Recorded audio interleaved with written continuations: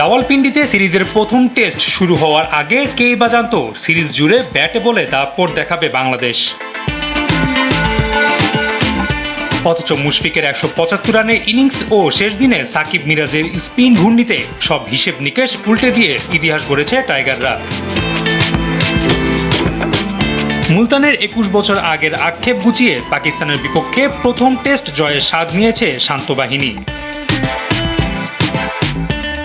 দ্বিতীয় টেস্টেও ব্যাটে বলে দাপট দেখিয়েছে বাংলাদেশ, যেখানে প্রথম ইনিংসে ৫ উইকেট তুলে নেন মিরাজ, আর দ্বিতীয় ইনিংসে ক্যারিয়ারে প্রথমবার হাসান মাহমুদ শিকার করেন ৫ উইকেট। এর আগে বাংলাদেশিদের মধ্যে কেবল মোহাম্মদ রফিকই পাকিস্তানের মাঠে ৫ উইকেট নেয়ার এই কীর্তি গড়েছিলেন।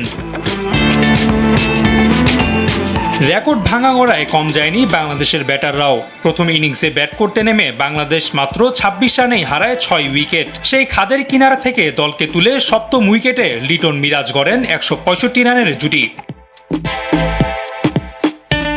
টেস্ট ক্রিকেটে দীর্ঘ ইতিহাসে ৩০ রানের ভেতর ৬ উইকেট পড়ার পর এত বড় জুটি আর দেখেনি বিশ্ব।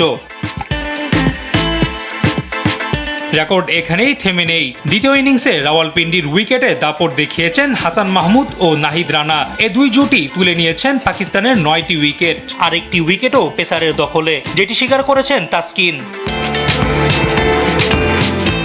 আর তাতেই নতুন রেকর্ড গড়েছে বাংলাদেশের পেসাররা। বাংলাদেশের ইতিহাসে প্রথমবারের মতো টেস্টের এক ইনিংসের ১০টি উইকেটই নিয়েছে টাইগার পেসাররা।